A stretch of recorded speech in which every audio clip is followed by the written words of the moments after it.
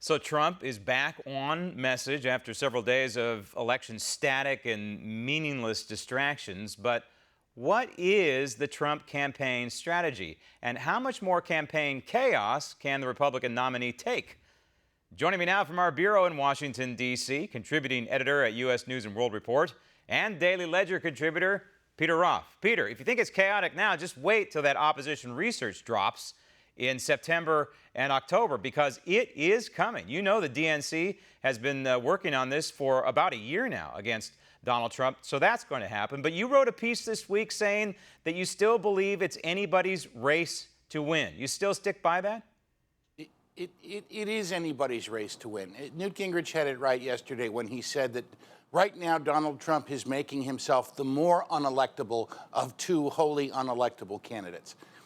He got suckered into this debate with the Khan family. Well, I'm not going to rehash it, but he needs to learn that that's what surrogates are for. When Trump stays on message, he does extremely well. This post-convention spate of bad days has pushed him way down in New Hampshire, way down in Michigan, way down in Pennsylvania, states that were in play and can be in play again because the voters there are responsive to Trump's message about economic alienation. What he has to do now is show the country that he's not the one to shake things up in the Republican Party, that he's the man who is best qualified and best suited temperamentally to be sitting behind the desk in the Oval Office when the big decisions have to be made.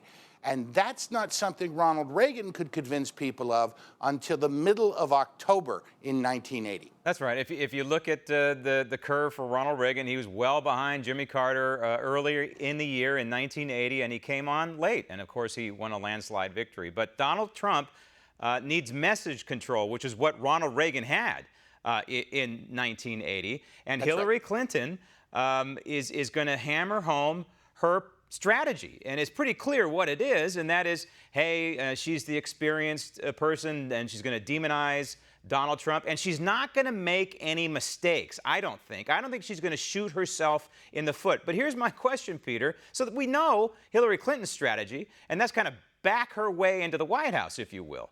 And hope that her unfavorables are lower than Donald Trump's. All right? So what is the Trump strategy? I can't put my finger on it.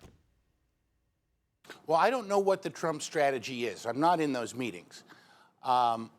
If I were in those meetings, what I would say is that Trump's got to wake up every morning and say, what am I going to do today to grow my vote? Which means staying on message about economic alienation, staying on message about Chinese currency manipulation, staying on message about forcing our allies to pay their fair share, not the whole share, but their fair share of their defenses, staying on message about not letting Mexico push their illegals from lower down in Central America across the Rio Grande into the United States to make them our problem. Stay on message talking about big fights, and the only names we ought to be hearing out of his mouth are Obama, Clinton, Harry Reid, Bill Clinton, Nancy Pelosi. He wants to be president, then he's in a battle with the big dogs. He needs to let the small fry go, and if something has to be said, let a surrogate do it. I would agree, and I think you danced with a partner that you brought to the dance. And in this case, it's the border. Stick with the economy and national security, and I think it's a winner. But I have to talk a little bit more about the polling, Peter. You brought up some swing state polling, but I want to drill down a little bit in this polling that was revealed by the poll that shows Gary Johnson doing pretty well against Donald Trump and Hillary Clinton. So if you look at this polling, who is qualified or not? Clinton by 22 points. Right temperament, Clinton by 27 points.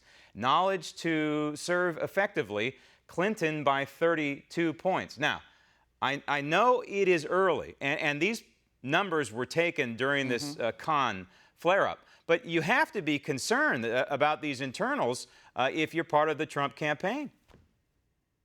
If I were the Trump campaign, I'd be concerned, but I also would keep in mind that the bar that Trump has to clear is very low. The bar that Hillary has to clear to get over the trust problem is a lot higher. And again, the media has something to do with this. We had 5 days of argument about the Khan family, an argument that Trump helped keep alive, obviously. 5 days of that, 1 day of Hillary Clinton saying on one of the Sunday shows, oh, the FBI director said I told the truth to the American people. Lie. Right. Big lie. We had 1 day on $400 million flown in secret in foreign currency from U.S. to Iran to ransom 4 hostages. 1 day. That ought to be the 5-day story, not what Donald Trump had to say about some immigration lawyer who spoke at the Democratic National Convention. It should be, but some things are axiomatic, Peter, and you know the mainstream media. They are who they are, and Donald Trump and you and I, we can rail against the mainstream media all we want, but they're not going to change, so you simply have to deal with it. You also have to deal with the axiom that Hillary Clinton is a pathological liar, and for some reason, a certain percentage of Americans are giving her a pass on this. And I think it's very revealing when Paul Manafort was asked about Donald Trump during all this chaos of who's in charge, and Manafort said, yes, indeed, Donald Trump is in charge, and I don't think anybody would argue with that. Peter, thanks.